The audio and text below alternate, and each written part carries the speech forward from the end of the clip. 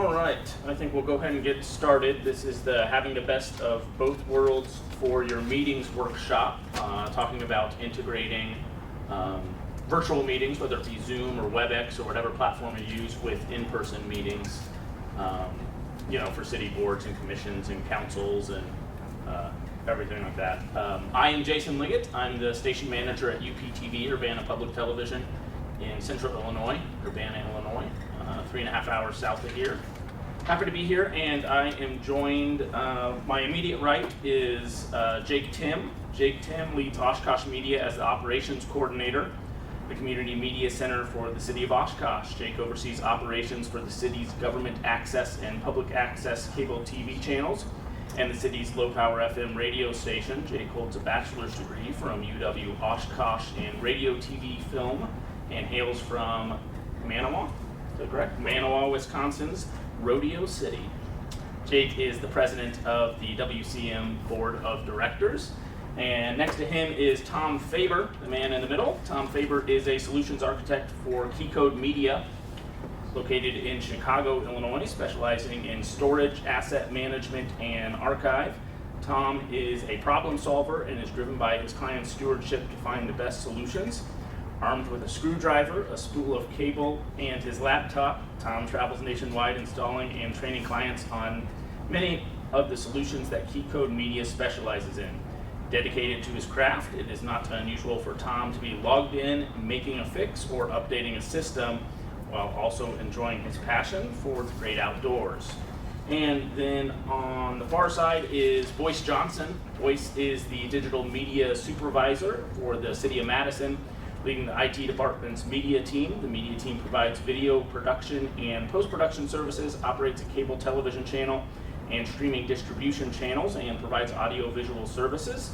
He has been with the city since 1990, producing and directing numerous programs and handling engineering and administrative duties. His programs have won several awards from state and national organizations. Boyce is originally from Cannon Falls, Minnesota, where he set up and operated a community access cable TV channel. He studied film production and multi-track recording at Film in the Cities in Minneapolis, and later studied communication arts at the University of Wisconsin-Madison. Boyce has done freelance work in video and audio production, systems integration, and information technology, and is an accomplished drummer and percussionist. Boyce is a member of the WCM Board of Directors. So how we kind of wanted to structure this a little bit today is the first part's going to be us just talking about some of the challenges and issues that we're facing, whether we went through this process a year and a half ago as we started to go into virtual meetings, and maybe there were some hybrid desires then, or whether we're still kind of planning ahead for the future. Then after we discuss those issues and challenges, we'll go more into the solution side of things. So the first part will be a little bit of discussion between us, and we're happy to involve you in that discussion as well if you have any experiences or questions about some of the issues and challenges that you faced. And then kind of the second half will be more about the solution side and how we found solutions, what are the recommendations that we can provide for you. All right? So I wanted to start off just by talking about some of the issues and challenges and what was it like, and I'm kind of looking at Boyce and Jake perhaps a little bit more than Tom right now, as we're going into the pandemic and we're not going to have in-person meetings now. Where did your city leadership want you to go, or where did you end up going? Yeah, so I can start things off. Thanks, Jason.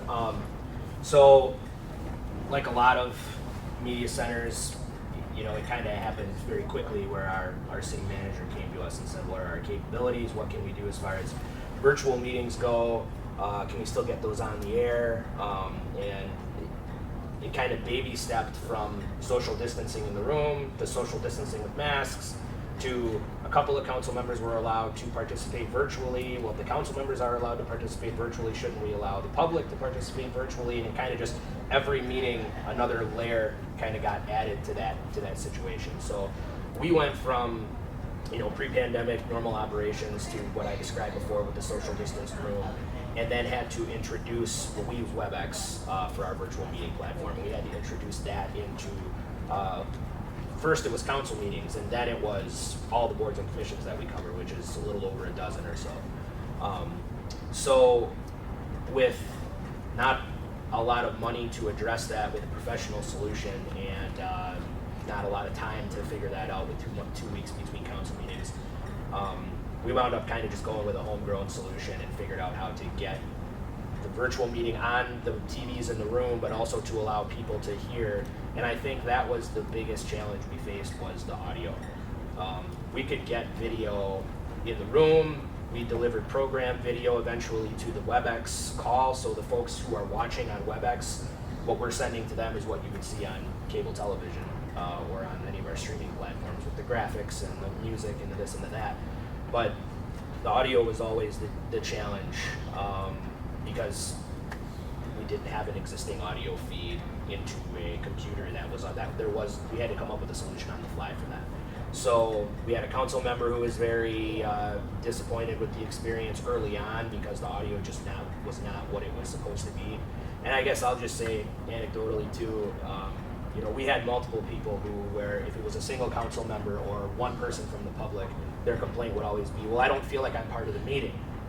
And part of you wants to say, it's like that's because you're not. You're the only person not in the room, and no matter what we do, that experience is not going to be the same. You're never going to have that same experience. You're never going to feel that same, whether it's camaraderie or just that feeling of being there. It's just, that's a challenge that you're never going to get over. So we were kind of charged with just make it as good as we can possibly make it for those folks, make it as smooth as possible on the meetings. I mean, we've arrived at a solution now, but there were a lot of growing pains over it got better and better with each meeting, but they also added layers each meeting. So you put out one fire, and then the next meeting it would be, well, now we want to be able to do this. Well, people at home can't see the PowerPoint, or the people at home can't hear the video you just played, and it's like all of the little layers going and going and going. So I would say that was kind of a recap of the stuff that we faced, and I think we're going to talk about solutions in a little bit. Yeah, so absolutely.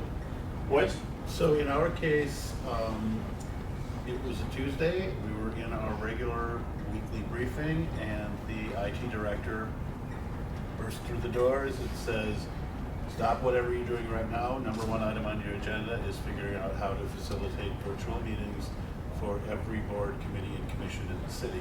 And this really had less to do with our coverage and more to do with actually making the meetings happen, because in Madison, and this ended up being sort of a double-edged sword, in some ways it was a lot easier.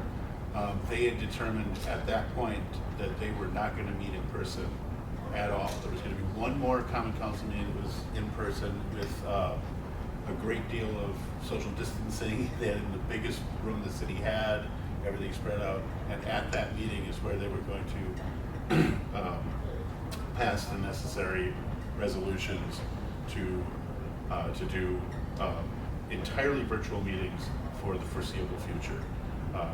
In the case of the city of Madison, we have anywhere between 100 and 120 boards, committees, and commissions at any given time.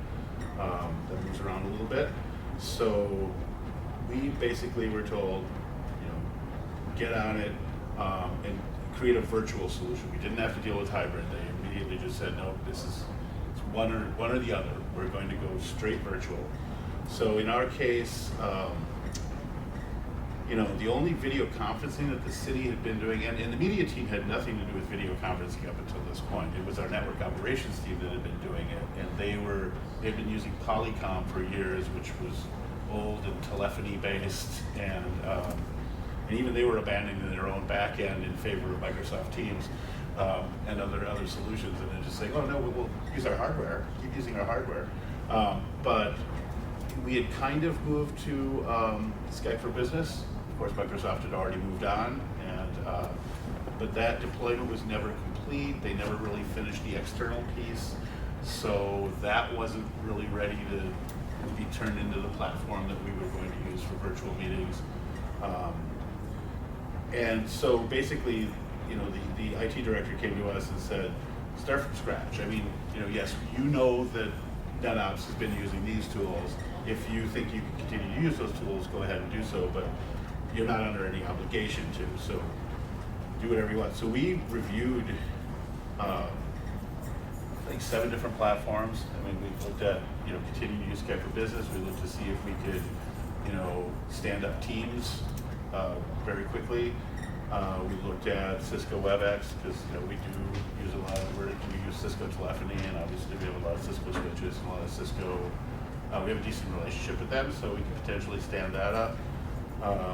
We looked at Zoom, we looked at GoToMeeting, we looked at BlueJean. I mean, we looked at just everything that was out there, came up with sort of selection criteria. What are the things that we're going to need? What are the things that would be nice? Applied all those criteria and ended up with Zoom, which we'd never used before. So within 10 business days, in 2 weeks, we stood up a system to allow every one of those boards, committees, and commissions to meet virtually, and then got held the last meeting, council meeting in March was the very last in-person meeting. It was the meeting at which all of the decisions were made going forward in the virtual world. So we're here to talk about hybrid meetings. We're still not doing hybrid meetings. When we start talking about solutions later, we'll talk about how we've been building toward hybrid meetings. And Boyce mentioned the term all or nothing, and I just want to say piggyback off that too, that some of the struggles that we had with our council meetings early on, we just had to live through it and deal with it because it's council, and they kind of, how that goes. They vote on your budget. Right. So they're my boss's boss, so that's the way that goes. But so council, we had to come up with a solution, but eventually our city manager, who is great to work with and listens to staff when they give him advice, we told him virtual meetings are not, or hybrid meetings are not ideal. I mean, that's just, no matter what you do, you can have, whatever solution you want to have. People feel like they're not part of the meeting. It's highly dependent on the end user's Wi-Fi capabilities and their ability to handle a device and to log into a meeting and to input a password and to turn on their microphone and turn on their camera. There's a lot of things that are out of your control, whereas when you're in a room, you control everything. So he took our advice. When council decided, when they came back to in-person, they said, we're going to keep the virtual option for the public and council members and people to appear. We're going to leave it, we're essentially going to leave this hybrid. They did give direction to all of the boards and commissions and said, you're either all virtual or you're all in person, because we don't have the IT staff or the media staff to put someone in a room with each one of you when you meet. So they went, it was basically just direction from the city manager that said, you can be virtual if you would like, that's totally fine, whether you're televised or not, but you have to pick one or the other. And then I should say too, Boyce said they actually got to go through a process where they reviewed all of the platforms. We had Cisco WebEx already in place in the city, but it was so we used it maybe a dozen times a year for random stuff. It was just like everybody, I think, Zoom has kind of become synonymous with, well, we're on a Zoom call. We're not using Zoom, but people just call it a Zoom call. For whatever reason, we already had a solution in place, so we didn't have to go through that process. And I'll just leave it at that because I think we're going to talk about more solutions and stuff like that. Yep, so. Absolutely. And then Tom, I want to give you an opportunity to talk here too. I know you're not managing Access Center or anything, but certainly you've had contact with many people who I can't say how many times my phone blew up from March until May of just we got to figure this out. What are we going to do?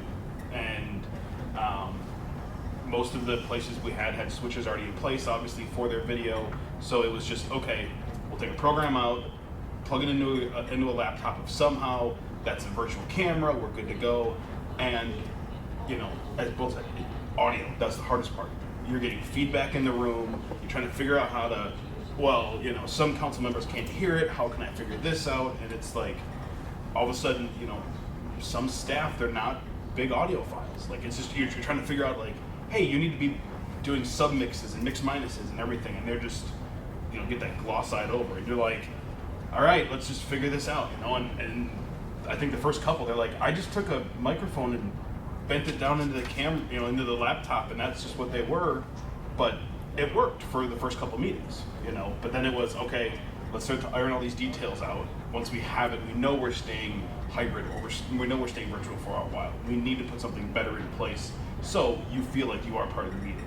You know, it's not just the people remotely are like, okay, I'm just staring at a wall, or I'm not seeing the whole view. Wide so, shot the whole yeah, time. exactly. You can kind of cut in between. So, yeah, there's plenty of solutions out there. We'll get into those, but yeah, it's just they dealt with one city. I'm like, okay, I got 15 different cities, and it's like, okay, like you guys were running, a Roland V switcher, and these guys are running a TriCaster, and some of these guys are like, trying to figure everything out across the board. But it was definitely pick a platform, stick with it, and then it was fighting with the council members to say, you're remote, you have control over your own mics, make sure you're in front of a good backdrop, make sure all this is happening. So there's definitely that fight with it, but it was about a month and a half of just craziness. I don't know how many Tuesday and Wednesday night calls I'm getting at 6 or 7 at night, like, hey, this is not working. And so, but yeah, it's definitely, it's what it was, and we're here to obviously talk about it, and we'll see what solutions are out there and what we've all deployed. So. And Jake, you had mentioned that they're now giving them the choice to either be all virtual or all in person. I was just kind of curious how many boards are choosing in person and how many are choosing all virtual. Yeah, I think that's a good segue actually, because Boyce and I were talking about this beforehand, is the difference between, I'm assuming those of you who cover, if you have a government channel, you have the government bodies that you cover that you televise, but then there are other government bodies that meet that are not televised. Well, the issue with that is all of these government bodies that you don't cover now have AV and virtual meeting needs. So whether you cover them or not, you are now, in Boyce's case, he's IT and media. We have a separate department, so I try and push that up to the 4th floor whenever I can. But I mean, staff who's not media or IT kind of looks at all of us as like, hey, you do that stuff, just figure this out for us. So how many we don't have as many boards and commissions as the city of Madison. We have probably 30. I don't think Yeah, we have maybe 30, I would say, and we cover a little under half of them. And I would say now I would say our plan commission, our rental housing advisory board, our sustainability advisory board, our DEI committee. I would say of the ones that we televise, I would say roughly half. So I would say 6 or 7 are virtual now. And I would say that roughly half of all of them, so somewhere between 15 and 20, I would say are all virtual now as well. I mean, it's a lot more convenient. And maybe we go down the road of legality at some point too, because I know I've got some notes on that and how our city attorney addressed that. But boards and commissions don't mind meeting virtually. I mean, some of them are, will stand on the table for, we need to meet in this room and be available, and I totally get that from a transparency standpoint. But for boards and commissions, especially the ones that aren't required by statute, they don't really mind meeting virtually as long as everyone can handle the technology. It's a lot more convenient for everybody else. So we have the handful of ones that insist on meeting in person and continue to do so. And council is back to in person with the virtual option, like I mentioned before. But it's not all of them, but I'd say roughly half. And for a couple of you that weren't here at the very beginning, Boyce had shared that the city of Madison has anywhere between 100 to 120 boards and commissions. That's mind-numbing to me. So Urbana's a little bit more like Oshkosh numbers. We have probably around 30, and we cover about half of those in regular times. Hold on. Does Madison have a committee on committees? we don't currently, but yes, we have. Our county board does, had that's why I cases, ask. any number of times, yes. All right. Yeah, but I would always tell the mayor and everyone at Urbana, I was like, we have too many boards and commissions. We don't need all these boards and commissions. Some of this stuff can just be absorbed, and council can actually hear these just as they would any other issue. We don't need a board and commission for everything, and they don't need to meet as often as they do. We have a bike commission that never misses a meeting, meets once a month, and they could probably meet quarterly. I mean, there's only so many, we get it, you want bike lanes, we're working on putting bike lanes in.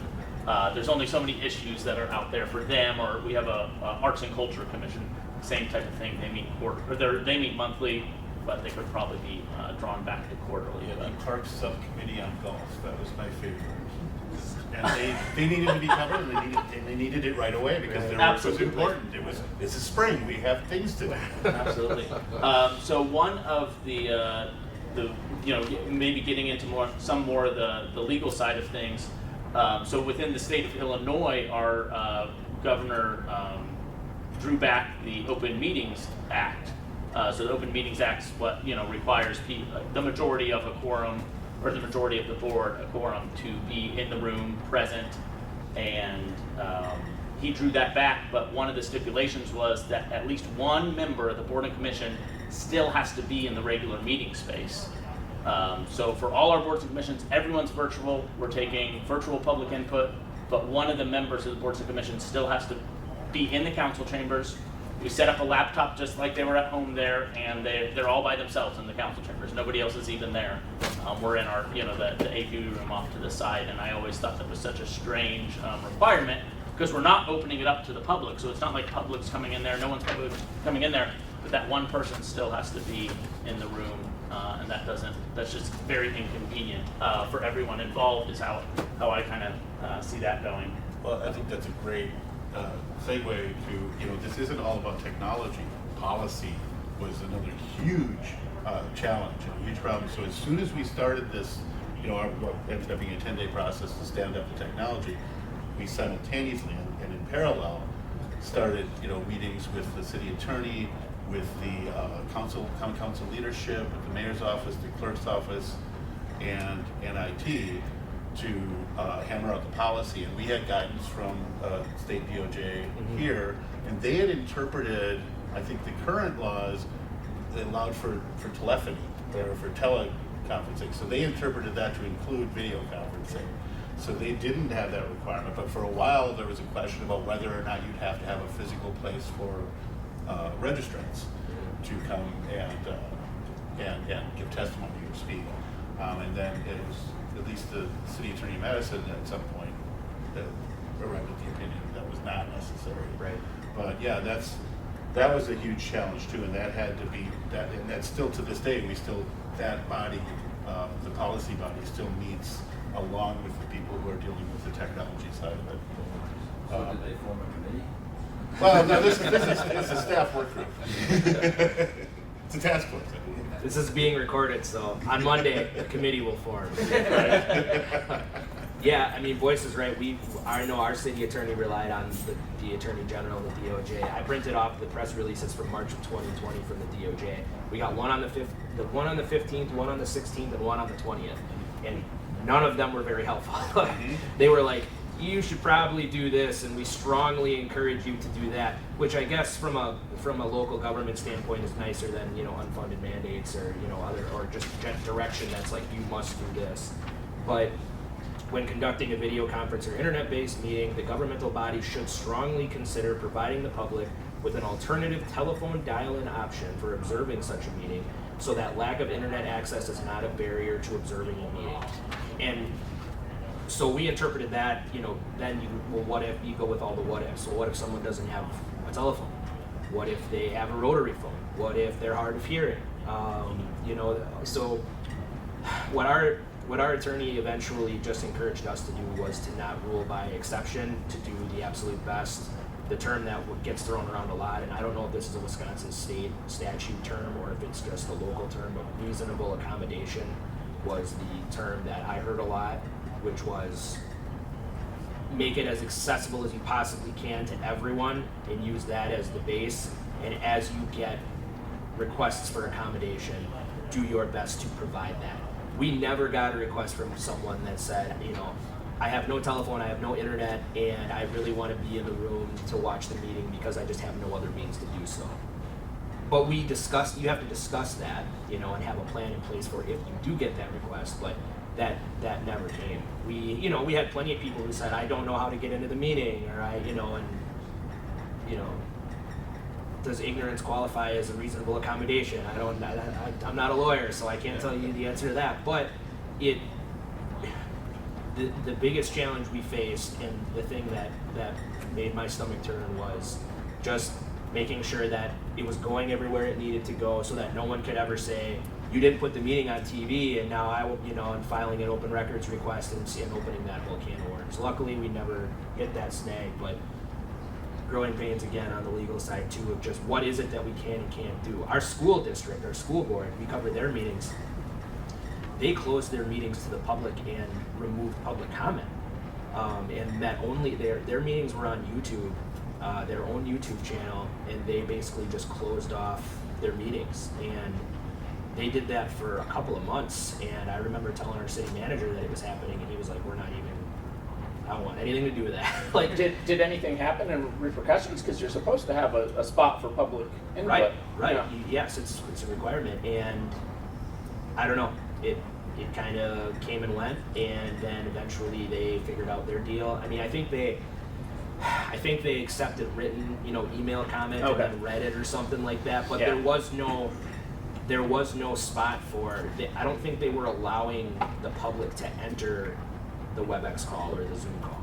I think it was just send your letters in and we'll read them and they'll be part of the record, which legally made my stomach turn a little bit, as far as I don't know That if does meet the legal requirements. I just don't know if I would have went that far as to closing them out of the meeting, and not allowing people to enter. So what we did when we went to hybrid and virtual was the unique link to each of the WebEx calls appears at the top of the council agenda, along with instructions on this is how you enter the call. If you prefer to join by phone, here is the phone number to call. Here is the password. If you don't, this is meant only for people who intend to provide public comment. If you would like to watch the meeting, do so on Oshkosh Media, platform, blah, blah, blah, radio, TV, web. We did everything we could to say, watch the public access channel if all you want to do is watch the meeting. But if you want to provide comment, this is how you do so. We also used to allow the council. I shouldn't say we. The council used to allow people. And this is just a procedural thing as far as how councils operate. But our council used to allow discussion on each item on the agenda. So when you get to the item, that's when you provide your comment. Now our county board does it where if you want to talk about anything on the agenda, you talk about it right at the beginning. There's one spot for public comment. It doesn't matter where it is, if it's at the beginning, the end, blah, blah, blah. Just provide your comment, thanks. And then when the agenda item comes up, it's time for the board to discuss and not for the public to interject. Our council went from our format of waiting until the item comes up, provide all the public comment at the very beginning, and then bring it back in. And that was born from people appearing virtually and having to bounce back and forth. It was like, you know what, if we just do all of the virtual comment at the very beginning and just let everyone say their piece and then we're done with that, it contains it.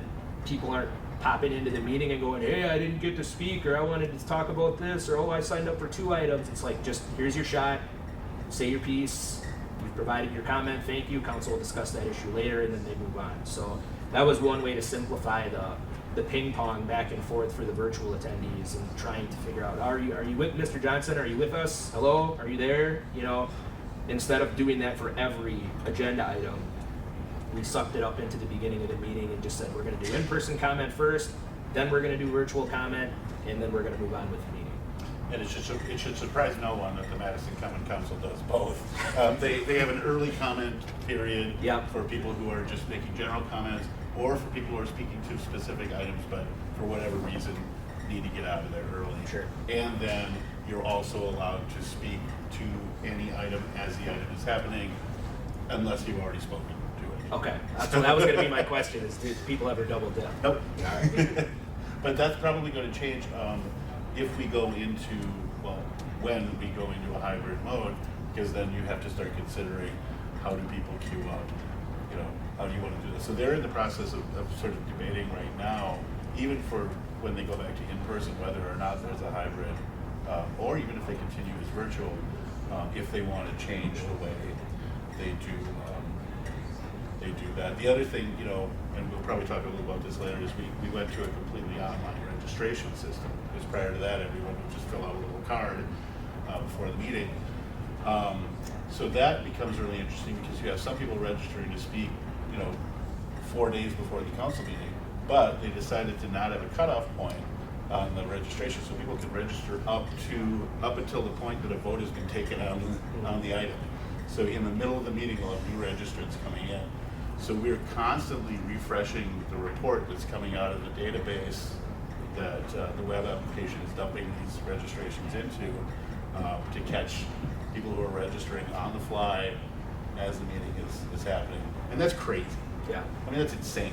You know, nobody, I mean, you know, there are a lot of places that cut off registration, 2 hours before the meeting, a day before the meeting, whatever, or even at least once it's gavelled in.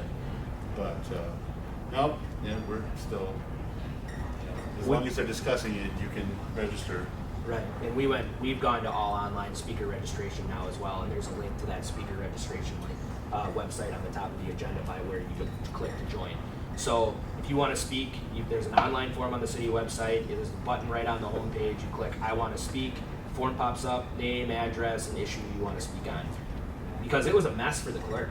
And for, and for the IT guy who was monitoring the WebEx call, I mean, you don't know, and when people log into WebEx calls, they log in as Jim, but they register as Right. James T. Nelson. Right. It's like, are you James T. Nelson? No, I'm Jim. Right. Oh, okay.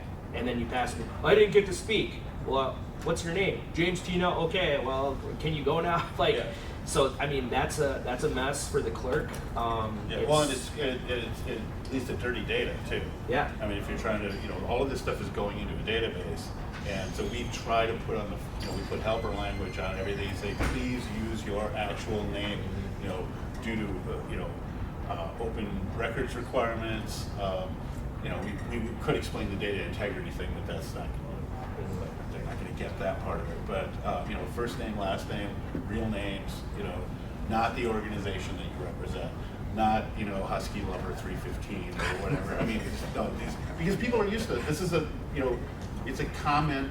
People assume that when they're online, the same rules apply, to registering to speak at a meeting as would apply to commenting on a news story or why would I use my real name? Yeah. Because you're participating in a government meeting is why you use your real name. But that's not the culture that's not online culture. And so once you move everything to online, people have a hard time dealing with that because they're still in internet mode. And Tom, I know you generally find technical solutions for people, but I assume during some of those conversations, did you hear anything that seemed out of the ordinary as far as some sort of policy that now you have to find a technical solution around that policy? It wasn't too much of that. It was more of getting, the public to, like you said, sign in with the correct name. Know that if you're going to comment, camera's going to be on, mic's going to be on, that sort of setup. Getting them that configuration. Were we going to, we first talked with a couple clients of, do you have one WebEx that is all the council and your committee boards and all that sort of stuff, and then we're going to stream that to YouTube, Facebook, Vimeo, your own website, whatever it is, and then you do public commenting there, and you have a moderator that's pulling those feeds in there, so that way people can't just comment and be like, well, I don't believe it. You're going to get those keyboard warriors per se that are going to start commenting on random things, and that you're trying to avoid that sort of stuff. So do you have that moderator, like Jake was saying, we have that IT guy that's kind of helping everything. How do we flush out those comments and find the ones that we really need? Because we can't have this meeting go 4 or 5 hours because all of a sudden everybody can now just sit at home and comment on things and just go on this rant. So, we've seen that, like, let's do this link for participants and this link for viewing, and commenting is going to be here, and can we address all of it at the end? We'll just have all the comments just like any other typical WebEx you see nowadays. It's fill your comments out, we'll get to them at the end, and then you have the clerk or whoever at the end of that item, the agenda item, read the couple questions that are there and kind of know that people are just saying no, I don't want it. Well, why? And then it's the registration ahead of time if they do want to call, and be on camera and get that stuff. So yeah, it's definitely it mirrors what they are. So I definitely know that we were along the right lines. I think it's cute that you think a 4 or 5 hour meeting is long. I know. How long do your meetings go? I mean, that's long enough for 120 me. comments. We went 13 hours on a Straight? budget meeting. Yeah. What time do they start? That was started at 6:30 p.m. ended at 7:30 a.m. Oh my goodness, Yeah. that's terrible. And it doesn't help that they're That's a good home word every for day. I'm never applying for a job in Madison. And Boyce is hiring you a new media guy to cover doesn't meetings. work. So as we start transitioning and hearing some of the solutions or potential solutions as we develop, I just wanted to kind of get a feel for the room. Is anyone of you doing hybrid meetings currently with your cities? Okay, so a few of you are, 3 of you are, and the other 2, are you in person or virtual? So we started virtual in March, the whole virtual thing, but we had someone in chambers, our city administrator. Okay. And then our public comments, that's how we allowed people to come in, because we were super concerned with Zoom bombing. I'm not sure they ran into that. I have some great stories about Yeah, we're Zoom down in bombing. I mean, Iowa. horrifying Yeah, is we what I like- mean by great. I want to say the Iowa government got hit with one, and then the local city around us also got hit with one, so we were really concerned. And so people had to come in still, because we had a camera set up in chambers for them to do everything, and that also alleviated, hey, I don't have a computer, well, we have one available for you. And it also made it feel like if someone wanted to Zoom bomb, it's way easier to sit at your house and do it than to come in and spout off something racist or something like that in person. So we're back to in person now, though. Okay. Trying to avoid the hybrid, because like I said, it's so much harder to hybrid. Are there requests from your city administration or council or anything to do hybrid meetings, or the public for that matter? Not really. Not really? Okay. City administration's been pretty good about saying, hey, because I'm like the only person there, so it's like, hey, what works best for us? I tell them what works best. And they're like, okay, we trust you. So. All right. We had council members who, they were, because Zoom had become so prevalent and was probably the most popular solution, we had council members who, or other people, staff, who weren't happy with WebEx, who said, why can we go to Zoom? And our IT department, they said that was one of their concerns, was Zoom didn't seem as secure. Now what I will say is that was early on. It is crazy how much these virtual meeting platforms have evolved and adapted, and the features they offer now versus what they offered, all of them, not just Zoom or WebEx, but any virtual meeting platform that you used in February of 2020 is unrecognizable now versus what they offer and what their capabilities are. Yeah, and I will say too, with Zoom, we specifically use the webinar version, not the meeting version, It took us because a while to do that. it's a lot easier to lock it down. Yeah. You have your participant, people who are actually members of the body or staff come on as panelists. Everyone else is coming on as an attendee.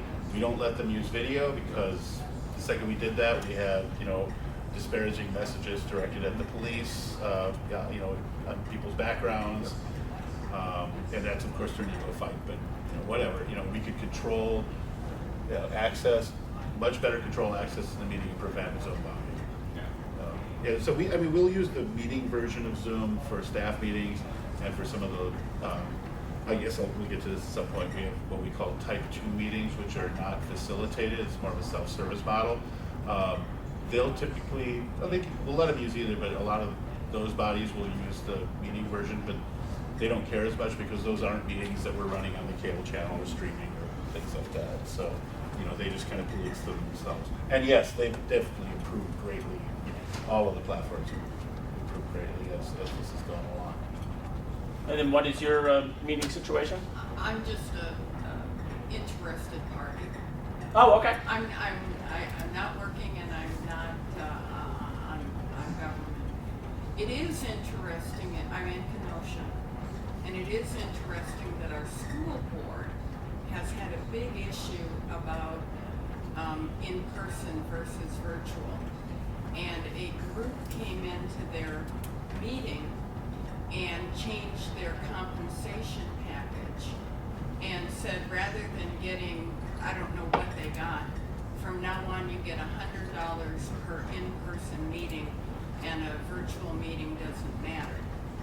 And so now there's another movement afoot to restore the money to the board members, regardless of if it's virtual or not. But this whole business of in-person and not has been quite a thorny issue with some people.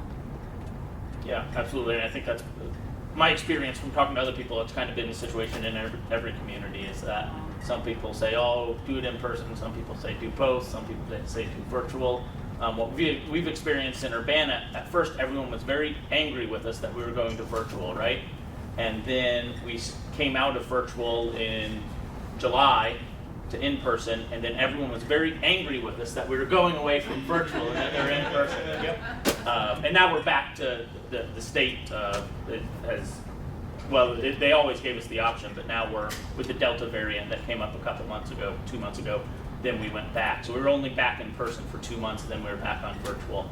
But we still had, occasional complaints that, oh, why aren't you back in person? It's like, well, not safe to do so right now. That's why, and that's a great point, because when our council discussed going back from all virtual to, well, we're just gonna rip the Band-Aid off and go back to all in person and virtual just goes away. And, me and the IT guy, behind closed doors, were like, the cat's out of the bag now. You can't, once you offer that you've shown that technologically you figured it out, it's convenient, and now it's another platform for engagement. So when you offer that and then take it away, now you're taking a service away that you were providing, and obviously that's never a good narrative to begin. So we wanted to get rid of it. We wanted to eliminate hybrid meetings and not allow people to, if you want to speak, you have to come back. But the times we're in, it warrants it. And I think even, once we get through this thing, I think it's here to stay. And I think you can either kind of stick with, we kind of hodgepodge the solution together, and you can either stick with what you got, or, I know Boyce is in the process of identifying a solution long term. I know Tom has thoughts on that too.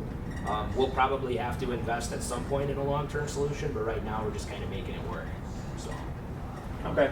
Well, let's start with Boyce as we talk about solutions, and I know that you're in the planning stages of this, and I also know you're looking for solutions for multiple rooms and multiple uses, right? You're looking for smaller meeting rooms that could be just used for staff meetings, and then you're also looking for, your council chambers, your larger meeting rooms. So if you want to go ahead and talk about what that process has been so far and what what your timeline is. Sure.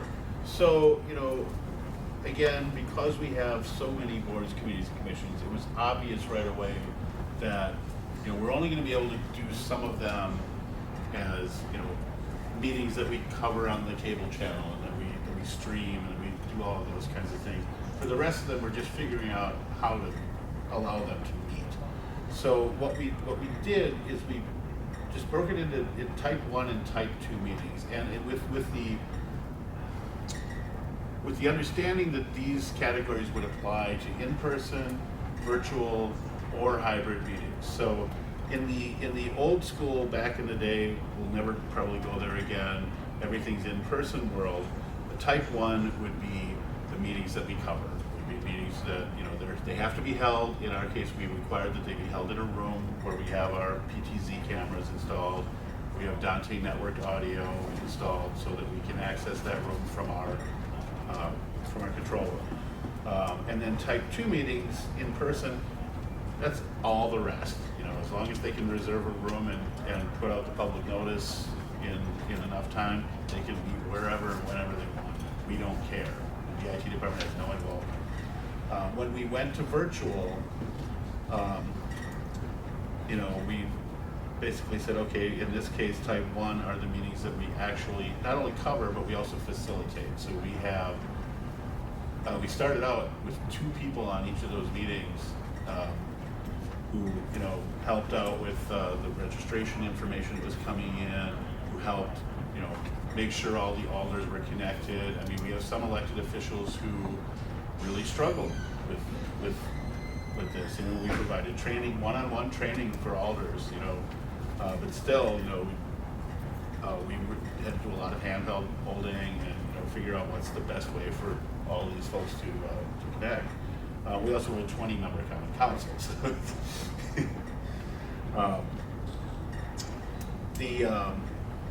so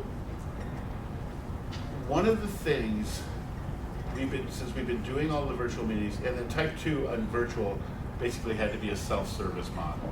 So in that case, we trained all the people who were staff to boards, committees, and commissions. We trained them to set up the Zoom meeting and to facilitate the Zoom meeting. The added benefit, the sort of the new bonus to that is they can record just via Zoom those meetings, and then we use MediaSite from Sonic Foundry, which is based in Madison, as our primary streaming tool. We were able to set up a background process in MediaSite, so as long as they recorded that recording to the correct folder, it would automatically be imported into our streaming system. So now suddenly all of these meetings, they weren't going to get cable television coverage, they weren't going to get live streaming, but now all of their recordings are available on demand, along with all of the rest of our meetings. So that volume, like, quadrupled, maybe even fivefold, because all of these meetings, they're like, well, if we can record, why not? So that's been great. So it's it ended up being this tiered system, type 1 and type 2. So going into hybrid, how are we going to continue with that? Because I think it's going to be similar. So a type 1 hybrid meeting would be, it's still, because it's in person, or at least partially in person, it's still going to have to be held in one of our rooms with the PTZ cameras and things like that. But we're also going to install technology in those rooms, video conferencing technology, that will interface with the PA system that's already in the room. The cameras that we have, so what we want to have as the camera for the virtual portion of that meeting, that camera is going to be the program output of our production switcher. That's what we want the people on the other end to see as the camera from that room. And then their audio, of course, will be the program output from the PA system. The type 2, and this is, you're absolutely right. Staff meetings, we're taking that into account too, because the mayor has made it very clear that even when everybody, we're never going to get to a point where everybody returns to the office.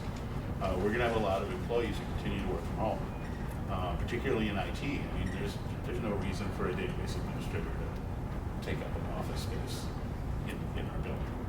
They can do everything that they do from home. That's perfectly fine.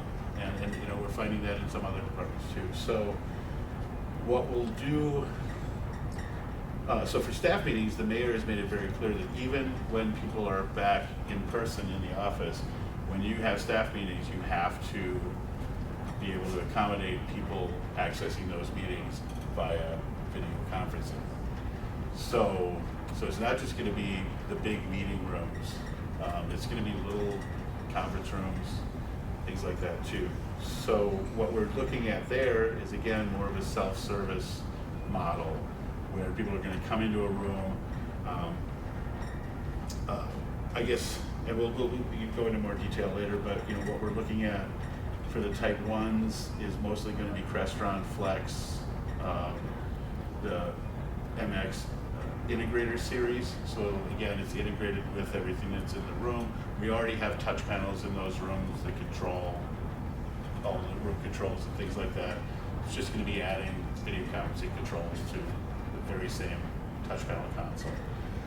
In some of these smaller rooms, we'll probably use more sort of standalone Crestron Flex systems that also have USB and HDMI. So if somebody comes in with a laptop, they can attach to that, bring their own device, use whatever platform they want. And if they have, maybe it's an architect coming in to lead it, or a vendor coming in to meet with staff that's leading the meeting, and they use WebEx. Their company uses WebEx. That's what they have on their laptop. A lot of the participants in that meeting are going to be in their corporate office in Houston, and so it would work best for them to come in, bring their own device, hook that up, and still be able to take advantage of any cameras or microphones in the room. And then what we're doing for really small rooms is probably more PC based. So you have like a micro PC mounted behind a large display on a wall, the wireless keyboard and mic, or keyboard and mouse, something like a Hudley IQ camera attached to that, and what we're using for audio for that is STEM. It's owned by Shure. They get these great little network tabletop mic and speakers. They have wall-mounted units, ceiling-mounted units, all kinds of stuff. They're all just network devices. You got a network jack, just plug it all in. It's great. So for that kind of stuff, that's pretty low cost too. So that's what we're looking at when we really start getting down to the small conference rooms that are mostly used by staff, but they can also be used by some of these smaller type 2 boards, committees, and commissions. I mean, the parks subcommittee on golf, they can just use a small conference room, at the Parks Department headquarters. So that's really for us was breaking it down into, we originally said tier, but they saw that as hierarchical, and that was hurt the feelings of people who were tier 2. So we went to type 1 and type 2. They're happy with that. So the one other thing I wanted to add that how do you decide who's a type 1 and a type 2? In the old world, it was just kind of arbitrary. It was whoever applied the most pressure, or whoever went and bothered the right person to put pressure on the right person. The real benefit that we saw when we switched to virtual meetings is an amazing amount of new data that we were collecting. Now we suddenly had, just from Zoom, we had data for how many participants there were, how long the meeting is, how many people are, how many board members, how many staff, the panelists versus attendees, thank you, and all of that kind of stuff. We had all of that information for every single board, committee, and commission in the city. We never had data like that before. And the fact that we had to build an online registration system, we had all the data coming from that that we never had before. So now we knew how many people were registering for every one of these boards, committees, and commission. How many people were registering, wishing to speak, how many were just offering an opinion. We had more bodies whose recordings were finding their way to streaming. So we had streaming analytics coming in for all of these bodies as well, but not necessarily all of them, but for a good chunk of them. So now we had a way to take all of that data and compile that and essentially rank all 100 and however many it is that week, boards, committees, and commissions, assign them a numeric ranking, and then just figure out where we put the cutoff between type 1 and type 2 based on staffing. So we could tell them, okay, here we can do this many, we place the cutoff here with our current staffing. You want to add a position, we'll move it down 5, or whatever. So that's been incredible. It's no longer arbitrary. It's no longer based on who, the squeaky wheel, or who. Some people are better at finding the right place to apply pressure. They know who to look for, and then that person comes down, and that's all out the window. We have an objective, data-driven process, and everyone's aware of it. So, we all play by the rules now. So that's been super handy, and that was a result of going all virtual. It gave us over a year's, or now a year and a half's worth of solid data of every single one of the boards, committees, and commissions. So that's our plan right now. We're not going to offer hybrid meetings until we've got the press running equipment installed in the council chambers, and then 3 of the other large meeting rooms where the larger committees and commissions meet. What is your timeline on that? Do you have one? At the latest, quarter 2, 2022. Okay. At the latest. And then for the type 2 self-service, that might even be a little later, but might be early. We'll see. It's just, it's how many rooms we can get built out, and how much we can get. But the IT director has basically said we're not going to promise anything before quarter 2 of 2022. And your city administration and everyone's been accepting of that? For the most part, I think right now there's still, at least like the common council and the big committees, they love meeting virtually. honestly, I don't see them going back to in person anytime soon. I think they're perfectly happy sitting at home in their pajamas with snacks. Is there a law in Wisconsin to where right now we have a suspension of the Open Meetings Act because the governor in Illinois said that if he ever rescinds that, everybody has to go back no matter what for us, whether they want to or not. There's maybe we can do a hybrid model, but at least a quorum has to be present in the room. Is there any discussion on that? I don't think so, because I think that in Wisconsin's case, it wasn't like a suspension of the law, it came down to more interpretation. So they interpreted it to mean that a quorum, because there was existing language about people joining by telephone, and they interpreted that to be equivalent to video conferencing. So, the quorum can include people, or in fact be entirely made up of people who are participating remotely using some kind of telecommunication technology. The DOJ did not,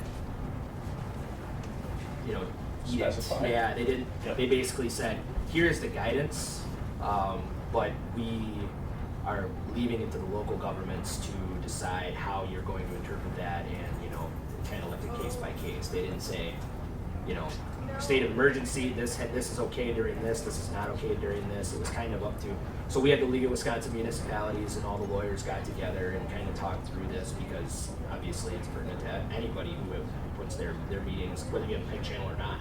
If you just were doing a random YouTube stream with one camera, it's still applied to your municipality. So we never got concrete do's and don'ts.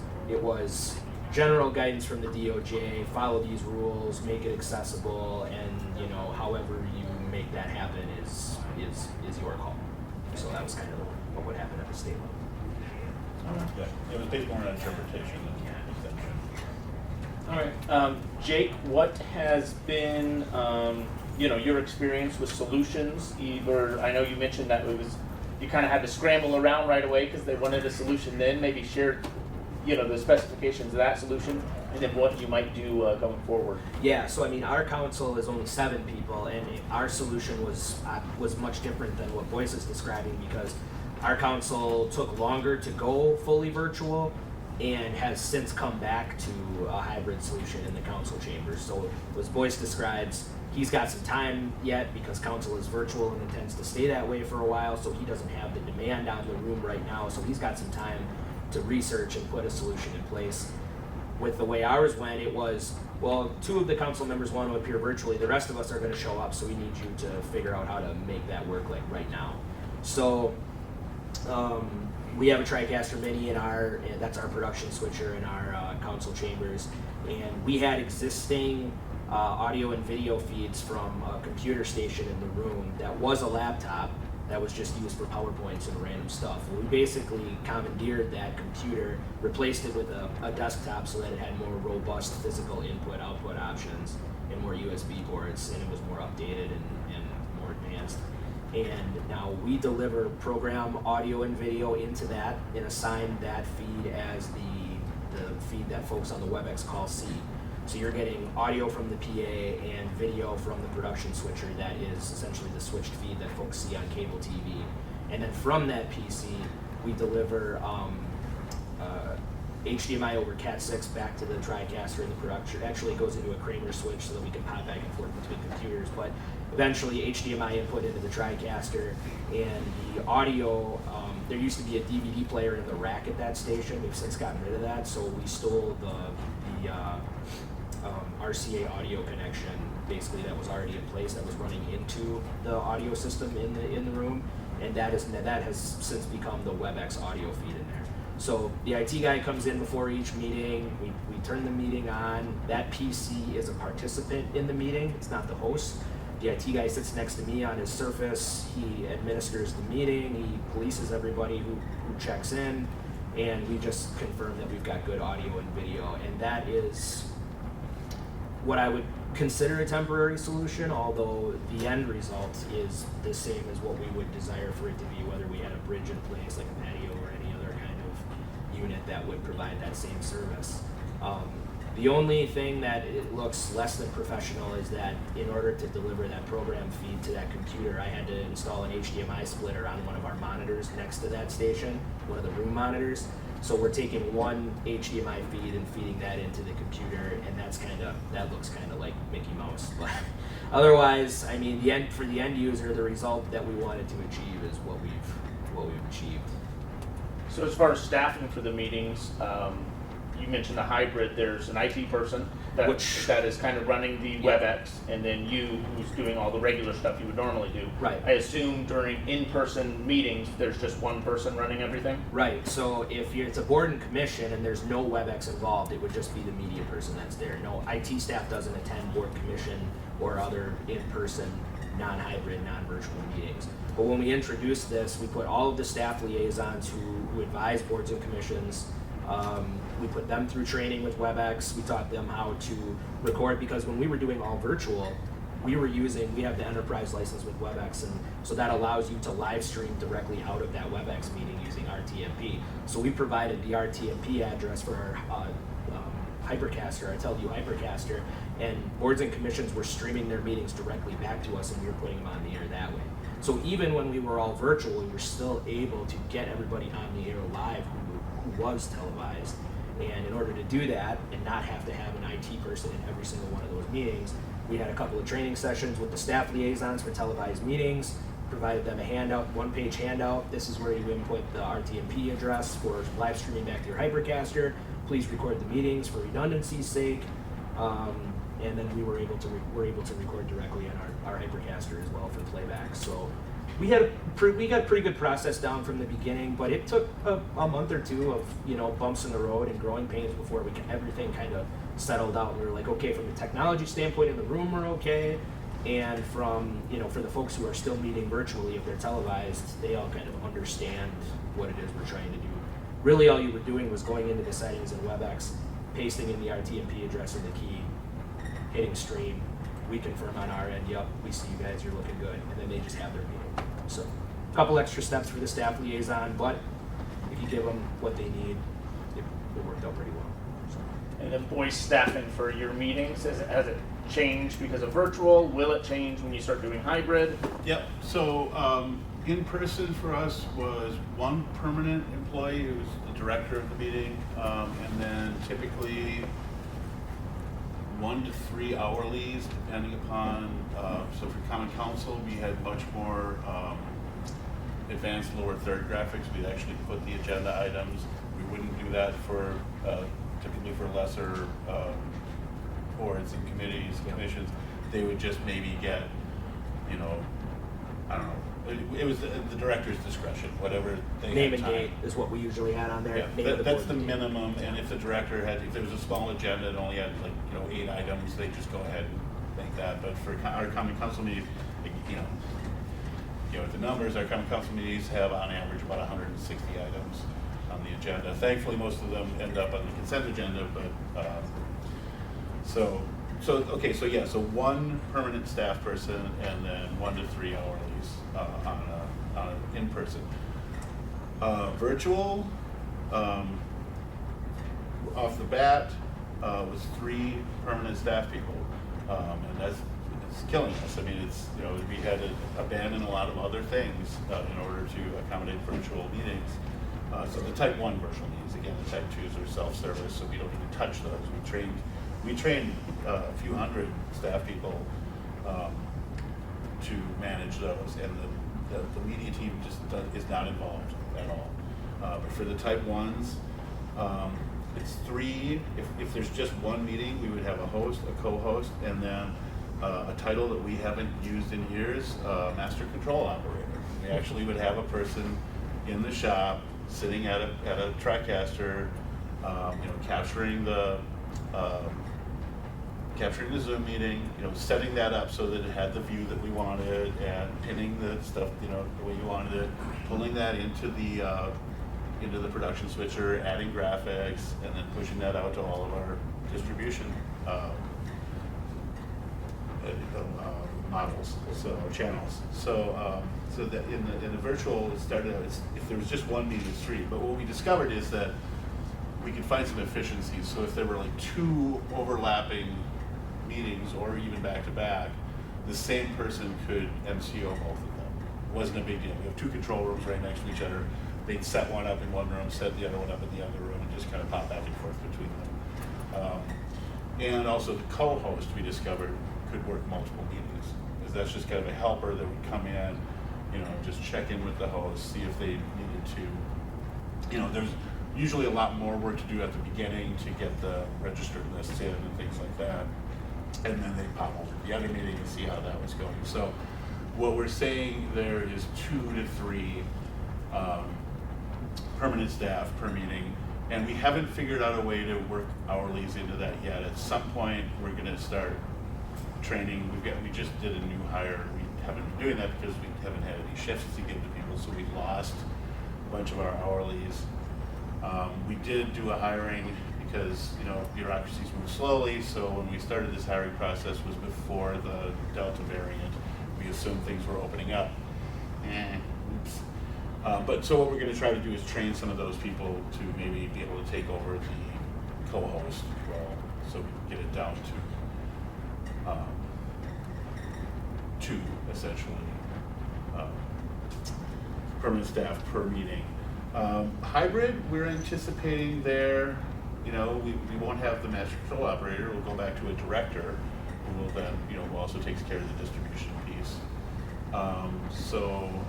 Yeah, but we'll still have a facilitator, we'll still have a host who will be dealing with the virtual piece of it. So there'll be 2 permanent staff, and we don't know that a co-host is necessary. We'll probably just add an additional hourly to help out, to help with the virtual side. So, you know, I guess 1 to 4 hourlies. So it's a little less pressure on the permanent side, but it'll create more opportunities for hourlies, which is good because we need to start giving them shifts or they're all going to wander away. Right, yeah. No, I asked that question because we did a temporary model for a couple of meetings just with an Elgato capture device where we're taking an output from our TriCaster into that and then taking the audio back out into the sound system to where the council could hear everything. We never let our public input people, once we switched to, excuse me, once we switched to Zoom webinar, never let their cameras on or anything like that for public input. But we did a couple of those, and I said, hey, you know, if we want to make this sustainable, we really need to have 2 people back here, because right now it's just me running everything. Because I'm running all the cameras and the TriCaster in the lower thirds, and, you know, administering the Zoom to allow people to talk when they raise their hand and everything like that. And I said, you know, we would need to double our camera operator budget to do that. And then that was oh no, we won't do hybrid meetings. Heaven forbid we find $11 an hour somewhere. Right. So that was the end of it. So then I didn't have to worry about a more permanent solution for us to do that. Yeah, I mean, with us, it's, you know, the hourly thing isn't as much of a problem. I don't think that they're really hesitant to spend the money on that. But it's just the virtual meetings have put so much more pressure on permanent staff. And so, you know, we really do need to get back to doing a lot of the work that we haven't been able to do. I mean, the project videos, we haven't been able to accommodate many of those at all. Event coverage, I mean, there haven't been as many events, thankfully, but, you know, things like press conferences, I mean, there have been tons, just COVID, you know, public health related alone. You know, there have been tons of press conferences, so we still have a bunch of that kind of coverage that we need to deal with. And we've been turning customers away a lot more than we'd like to be, and saying, well, you know, if we can stop doing virtual meetings, then we can help you. We are also going to add a position. It hasn't been approved by the council yet, but the mayor put an AV position in her executive budget for next year, so we can actually get someone on board who's, you know, got a CTS and, you know, like restaurant programming and all of those kinds of things. You know, we'll still use contractors to build systems and things like that, but you know, we've never had a dedicated AV staff person. It's always come from more of a broadcast background, you know, production, post-production background. So but we become the AV department for the city as well, and with video conferencing being a major component of that. So that's good, and part of the way we were able to justify that was by showing the staffing. It's like, hybrid and virtual both, at least in our case, put more pressure on permanent staff. The line between media staff and IT staff was already blurring, and I think that this whole situation has just accelerated that. Yeah. If you didn't know the details of streaming and how to troubleshoot that and administer that, you had to figure it out. Yep. So, Yep. So Tom, if I'm a customer and I come to Key Code Media and say, hey, we need to switch to virtual meetings, what do you got for me?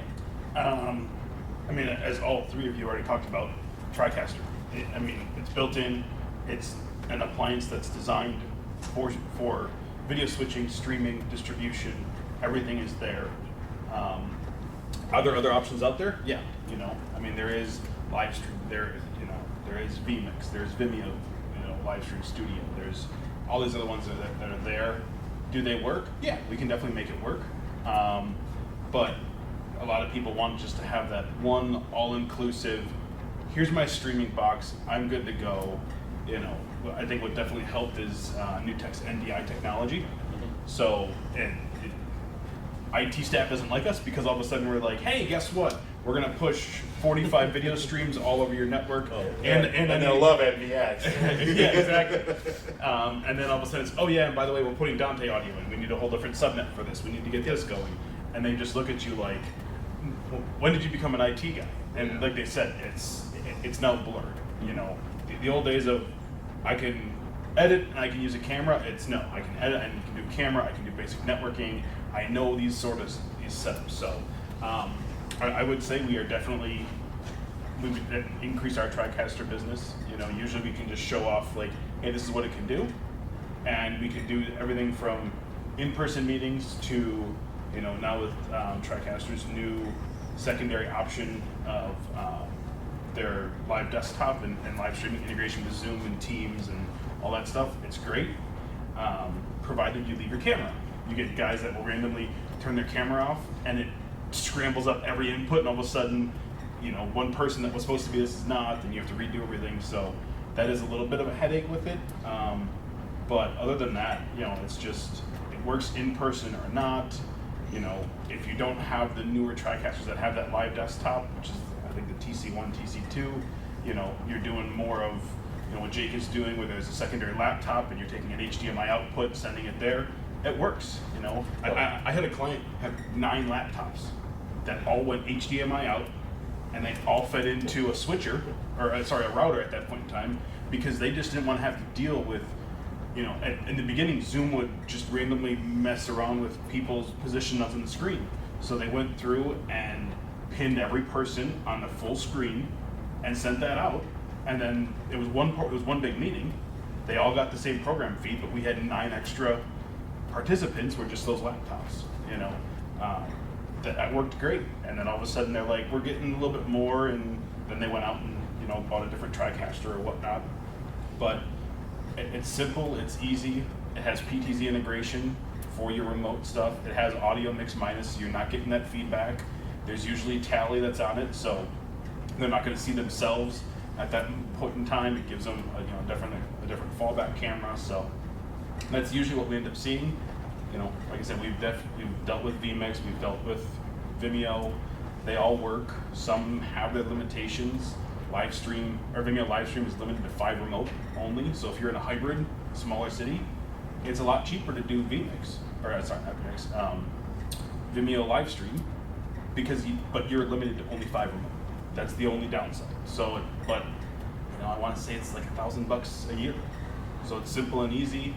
They can grab from their own desktop, but you're not using a WebEx or a Zoom or Microsoft Teams. You have to use their stuff, and that's where we come into the IT world. And they're like, well, we're a Cisco house or we're a Teams house, and it's like, okay, let's figure out how we can get the existing hardware that's in there. Single sign-on through Teams. Okay, let's get something that works with Teams or whatever it may be. So, But I would definitely say our biggest solution that we've been putting in place is new tech TriCaster. And we've been using NDI for capture. We don't use HDMI. We use just the basic virtual scan converter application that comes free with the NDI tools. Yeah. So any laptop or desktop, any PC that's on the network, we can use that as the Zoom workstation, and then just grab that through NDI right into the TriCaster. And sometimes we'll set up multiples because we want a different view on this one than we have on this one. So we leave that up to the sort of the discretion of the master control operator. Just set it up whatever they feel is necessary for that meeting, given the nature of the meeting. Something like a plan commission or an urban design committee, for example, you have a lot more people coming in with presentations. So they might set up a machine that's dedicated entirely to presentations and just run that into the TC1. Yep. So, NDI has been so good for that. Yeah, I mean, like any technology person, 5-6 years ago when it came out, I was like, really? We're going to try to stream video with another protocol? Why? And then all of a sudden it's like, okay, it works here and there. And the client I mentioned that had 9 laptops via HDMI, they had an older 460 that didn't have NDI. So they were just like, let's make something work until we got to 2021, and they went out and got a new TC2 actually at the time. So it was, what can we make work at the time, and put a band-aid on it, and let's get it functional. And it was no word to the wise. They, the end users never thought anything differently of it. They just knew that it's remote. I think it definitely helps that it's not only public access and government that's going virtual. You're seeing a lot more of big time news stations are that mixed environment. So people are just getting used to that. It angered me to sit there and watch like the Today Show in the morning, and you see them they're using FaceTime off of a Mac, and I'm like, how can you not crop out the little bottom portion or hide your Mac dock? Yeah. But people nowadays are just like, oh, whatever, we know it's that. And it definitely lacks the production value. From us, I'm like, I can't stand this, just fix it. Mm-hmm. And they're just like, no, whatever. So it's definitely changed production. I think it's, this whole pandemic has changed work environment in general. Like Jake was saying, we've proven to bosses, managers, city, mayors, whatever it may be, I can work remote. I've done it now for 1.5 years. You put in all this money in the infrastructure to increase the network and do this remotely. Why would you just all of a sudden say, we're back to in person, we're not going to use any of this stuff, and then you're just like, it's all wasted money. Like Jake said, it increased the viewership, it increased customer participation, or not customer, but citizen participation. Keep it there, because as lives, we're getting busier and busier. Can a concerned citizen about redoing their street take time off of taking their kid to soccer when they can, I can sit in my car and hop on Zoom on my phone and be part of this meeting and have my opinion heard? And it gives them that option. So I think the stigma around virtual participation in general is laziness or not.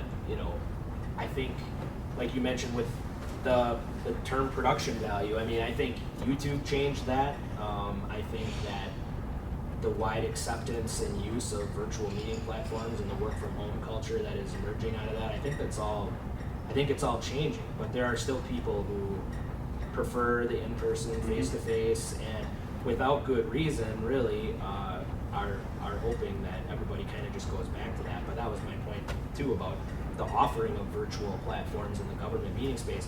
I think it's here to stay. Mm-hmm. I think yanking it now would look like you were pulling an option or a service as opposed to going back to the way we used to do it.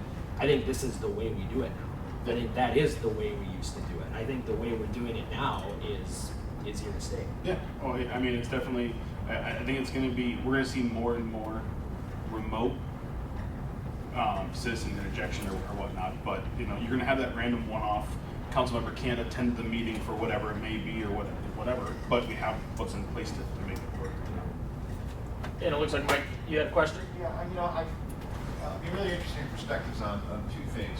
One is gets to something you're just talking about, that really sort of sustainability of the production process that you developed, because doubling of demand in some cases without extra resources, in many cases, has meant that folks around the country, maybe in your communities, have been like, running on empty, right? So I think I've got a concern about sustainability of production demands and expectations. And so I'm going to get your perspectives on that. And then the second question that comes from that is like how we can make that production process much more meaningful or known to decision makers. Because I think the expectation, the flip side of the thing you're talking about with the sort of the cheap and dirty aesthetic, is the expectation that it's just sort of always on. It's like electricity, right? And in some respects, our ability to be able to meet demand has caused a problem, because now I've seen in some communities this expectation that it's like magic, right? And you guys are the wizards, and you'll just turn on the switch and make things happen. And I'm just kind of curious about how you're educating decision makers about like the materiality of the process, or what it takes to be able to get things done. If it's successful or not, the thing you're talking about, Jason, is maybe not so successful, right? But I mean, it seems to me that that's like a logical next step in lots of instances. So I'm curious what your thoughts are. Yeah, I mean, burnout is a real thing. And we've made it very clear to our city manager that the increased demand for meeting coverage and for what we're talking about specifically here, at some point it's push comes to shove and you have to pull resources from other projects to dedicate it to, like Boyce said, there aren't a lot of events going on right now, because of what's happening, but eventually that will return. Yeah. And if the workload they're experiencing right now is going to continue, which I'm assuming that it will, at some point there is a sacrifice that comes with that. So it's a great point, Mike. I mean, making city managers, mayors, councils, whoever, your department head, whatever, aware right now that we're at a breaking point right now with resources, and we're not even at full go of what our responsibilities were before all of this was piled on top of us. So yeah, I mean, we have a good relationship with our city manager and with our council, and I don't feel I don't have any fear about going into them and saying, look, this is from a resources standpoint, this is pretty much it. This is what we can do. So if you're thinking about adding any more in the future, the example that comes to mind right away is with our boards and commissions. The last time we just formed a DEI committee in the city of Oshkosh, and they came to us and they said, clearly this committee is going to want TV coverage, so we just want you guys to be prepared for that request, so just be ready for that. About a month later, they asked us, can you cover our monthly meeting? Yes, of course we can. So we went into a meeting with the city manager, and I had it all broken down into a spreadsheet. I said, this is the amount of hours we dedicate to meeting coverage right now. This is who's doing it. And if we literally add one more meeting to our workload, it's going to warrant either a part-time staff member who helps out with meeting coverage, or we're going to start losing resources from XYZ, and just laid it out for them in a very much, resources available versus resources spent kind of way. So if you haven't had that conversation with your city manager or your mayor or your department head or whoever yet, I agree with Mike 100%. It's time to bring that conversation up, because as we emerge out of this, the expectation for what we're offering is going to stay. But what we were all doing before, as far as sports, event coverage, whatever else you were doing before, the nonprofits are starting to come back to us and say, we're ready to hold our events again. Can you help us, produce these PSAs? Can you come out to our event? Businesses are opening up again. We're doing ribbon cuttings. We're doing groundbreakings. Can you guys make it out to our events? Those are gonna only increase in our workload where it is right now. So if you feel like you're just keeping your head above water right now is the time to have that conversation, as opposed to when that eventual breaking point does come. So, it's a great question. Yep. And to add on that, as Boyce said, they're adding an AV person that knows restaurant programming.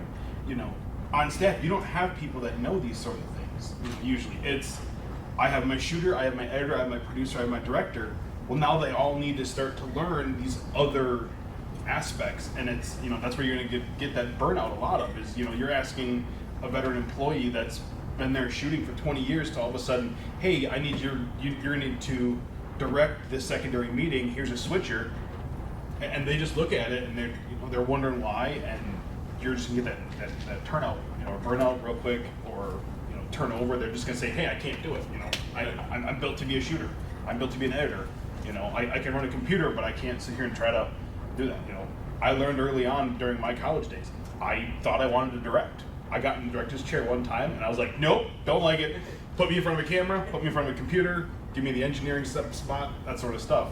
Knowing what you can and can't do, you know, during this time, have I figured out how to direct and do that sort of stuff? Yeah, but it's gonna add to that burnout as you're adding more workload that's not in their normal job description that they've been doing for years, you know. And like Boyce mentioned before, the expectation, because of media versus IT, not versus, but media and IT and that constant, you know, convergence that's happening right now. Other staff, you know, planning staff doesn't know that you're not an IT guy. Yeah. They're like, well, you guys always help us with the WebEx meetings. I just figured you could help me out with my computer, you know, like, so you're whether you like it or not, Yeah. you're getting requests for things. So you either learn on the fly or you know, find people like you said with, I mean, I don't have anybody on my staff, and myself included, who could look at like restaurant programming and program one of those panels. We have it at our convention center, and that's another thing too, is skilled labor like that is weeks, if not months, booked out. If you run into an issue with something that's, you know, a high-tech solution like that, where it's programming at the programming level and you're not experienced in that, you're going to be waiting a long time. Yeah. Or you're gonna pay a premium. Right. And, you know, we're seeing more and more people do that. You know, not production side, but like I've learned Linux over the last 6 months just because of the job need to. And all of a sudden, you know, a year and a half ago, I'd look at it like, wait, what are you doing? And it's like, oh, yeah, I got that, or try this instead. There's no GUI. Exactly. So, What do I do? Exactly. You know, and that's the thing, is you're going to learn that sort of thing. You know, a lot of it is going to be remote. You know, we have a lot of orders coming in that are, you know, audio DSPs that are plugged in to help alleviate mix minus and eliminating that audio station workstation. So Like, it's buy-out programming yeah, for the restaurant. exactly. You're doing that, and it's like, and they're like, can you do that? I'm like, give me time.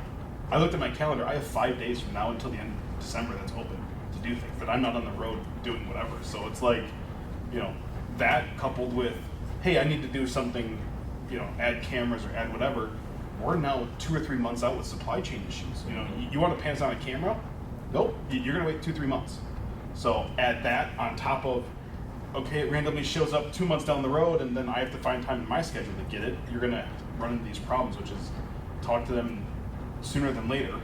Put that, you know, note in their ear to say, we need to add these couple things. We need to get more staff, you know. That's another point too, to Mike's question before. If you are in the market for a solution or considering one, or you want to find one, now is the time to do that project. And remember, if you're like us, your council's in budget season right now, you know, budget approval is coming up, so it might be too late for this, but our finance director has allocated ARPA funds, American Rescue Plan funds from the Fed, to pay for microphones, to pay for more webcams in our meeting rooms, to pay for upgrades to, you know, things that we have needed to facilitate these virtual calls. If they're important to your council and they're important to your mayor, your city manager, and there are funds available, now is the time to go in and put whether you're getting into a CIP and it's 2 years down the road, or if it's something that needs to happen right now, ARPA funds can maybe be the way to go. But get your projects in the pipeline now. It's for those solutions that you know that you're going to need. Like, we have this temporary thing in place, and I'm okay with it right now, but I have a placeholder in the CIP in 2023, I think. It's just a, you know, arbitrary amount of money, but if you don't get yourself in there as a placeholder, you get kicked down the line. So get your plan together now and either present it as, this is something we're gonna need, are there ARPA dollars available for this, especially if it's a low amount, or if not, if it's a capital purchase, whatever your city does to address capital needs, get that plan in place now so that you're not, we need this to happen in a month, we're going back to in person, or we want to do virtual, we want to offer this, you know, the municipality next door is doing this and we need to do it now. you know. So, we've always done hybrid in Wisconsin Rapids, and we're pretty much back to normal. Everyone's back in council. So, you know, the need to do virtual. So we have like, you know, what we do normally, and then we're doing Zoom. So, not very many people show up on Zoom anymore. The council members pretty much all come.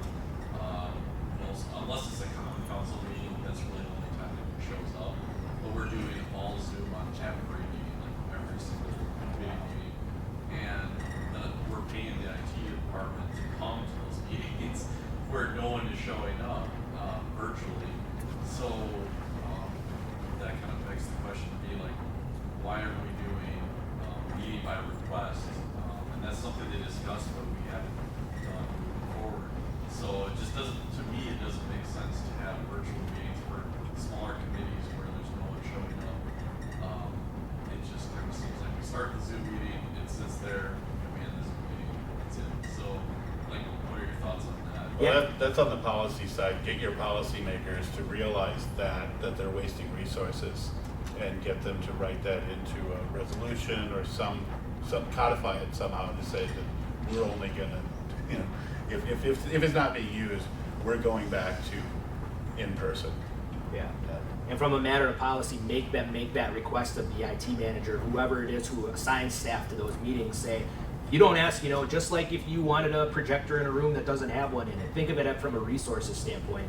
That person is a resource. If you don't need it, we're not gonna send it over, you know, but if you need someone, put in that request formally. So like Boyce said, as a matter of policy, and solidify and formalize that process. So, you know, staff, moving forward, Zoom will no longer be a regular part of your meetings.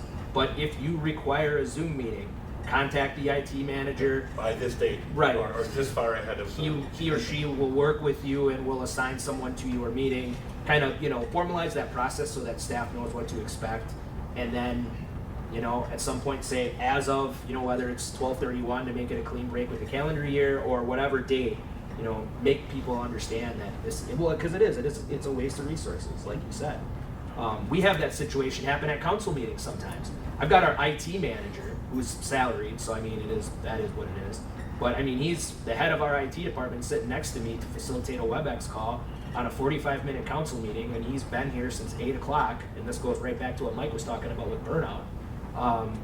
He's been in the office since 8 a.m. It's 6 p.m. He's sitting next to me facilitating a WebEx call that literally 0 people are on. Yeah, and I agree with that. Yeah, for council, we usually always have someone, so it's not that big of a deal. Just for committee meetings, it just doesn't seem to make any sense why. And we only send IT staff to council now. Okay. We have trained, because with each board and commission, there's a staff member, a liaison, whether it's from the planning department or HR, or whoever kind of the board is, whatever department the board is kind of most involved with. There is one staff member at every one of those meetings, and they have been trained now, whether they're televised or not, to set up a WebEx call, knows how to invite people, knows how to mute people. We have a policy on, you know, conduct and when to eject somebody and how to do this and how to do that. So that's all down on paper. But yeah, we realized early on too that we can't be sending an IT person to every single one of these meetings. It's just not sustainable. It's not realistic. So that was the solution to that. We've got staff who are already there. So is that to pile another responsibility on them? Is that really solving the problem? I don't know. But I mean, that is the solution that we use right now. Yeah, So. and I think part of it too, like that the department doesn't believe that we can handle like, our general responsibilities plus the Zoom meeting, which I guess is somewhat fair, but so it just for me it just kind of doesn't make any sense, and you know, all these people just sitting at meetings randomly Tuesday, Wednesdays, Thursdays, no one showing up. Yep. And it's coming out of your budget to pay the IT department to sit there? Yep. Yeah, so you should definitely try to stop Yeah, that and at I all feel bad costs. for the IT department too, because I mean they've been there like all day working, and Right. sometimes like we'll have 3-hour council meetings till 9:30, so it's really tough for them. So. Yeah, I would say that would be a good first step. You know, make that a policy suggestion. Like Boyce said, if there needs to be action at the council level to change that, so be it. If your department head is comfortable with it, that's fine too. But that, I totally agree with them. I mean, think of it as a resource. You know, you have to reserve a TV or a projector or, you know, whatever else you might need. If you need a body there to facilitate a Zoom call, you need to make that formal request. And if you don't, then that'll be the last time you forget to do that. You know, I mean, I don't want to say, you know, tough luck, but at some point, when you're talking about resources, you have to put the responsibility on the person, because otherwise they're just going to take it for granted. Well, you're always here, you know. And I don't know if municipalities and other businesses in Wisconsin has seen this, but we've certainly seen it in Urbana, and also it's a national trend called the Great Resignation, and a number of the article I read from Business Insider classified them as geriatric millennials, which are between the ages of 34 to 38. Oh man, I did not know I was going to get a new. I did not know Yes, I was going to get a new moniker today. I am right on What's that? Holy 42. All the way to 42. Okay, all right. So you count. Yes, all right. But I'm in that phase as well, and what they're doing, these people are reevaluating their life, right? Oh, I don't want to work 60 hours a week until 11 p.m. and not, feel valued. So I'm going to go do something else totally different. We've had a number of people in Urbana that have either found other positions during the last 18 months and left, and some who have just left, myself included. I'm resigning as of November 30th, and I have no job. Yeah! So, but it was to the point where they're not willing to provide the support or the atmosphere or the work environment that I desire. So I'm leaving, and other people have left. And I think this is a good opportunity for employers to, reevaluate how they're spending funds. I know Boyce mentioned that, we're not going to have some people coming back to work. So, okay, well, you don't need a desk for them. You don't need an office for them. Is that a way you're going to save on office space or supplies or materials? So then maybe you're reallocating those funds into something else, such as an AV position or whatever is able to be done. But I think a lot of the communication that Mike kind of hinted at, it's not just us asking for another additional person or this or that. It's us communicating. To our city leaders that, hey, what's going on, isn't sustainable. It's not what we want. It's not what the community wants. We need to totally shift our focus, because it's a totally different workplace than what it was, even 2 years ago, but certainly totally different than what it was 10 years ago or 15 years ago or what have you, when people started. Yeah, and I mean, you talk about, municipalities are smart. They all understand that we can make more money in the private sector as compared to a lot of the jobs that we're doing right now. So what are those things you can offer? The work from home thing, is a desirable thing for us geriatric millennials and people who are younger. I mean, it's becoming an expectation, and it's somewhat old hat to say, well, why do you need to work from home? What, are you lazy? You don't want to come to work? Like, that's the stigma surrounding it, and that's what I'm saying is, if municipalities progressively can think about that as a solution to hold on to good employees when money is not available, to just say, here, have more money, this is, now your life is better because you have more money. What can you offer? And to hold on to people for more than a couple of years before they come out of college and maybe, leave for a bigger municipality and more money, or leave for a job in the, that is outside of municipal government or local government. Some of those little perks are things that I think can hold on to people, and some are embracing that, and some are not. Yeah, and it used to be, maybe we couldn't offer the salaries that the private sector could, but boy, could we offer the benefits. But unfortunately, in Wisconsin, around the turn of the last decade, that changed, not for the better. So we no longer can offer what traditionally the public sector could offer. So yeah, it's a challenge. It's a huge challenge.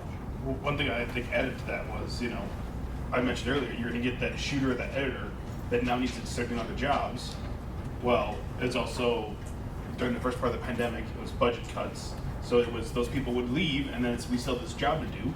So you throw it on somebody else, and you throw it on somebody else. And like they said, us geriatric millennials, even me being in the private sector, there's days that, I was here last night, logged in until 10:30 into a system down in Nashville helping a client out.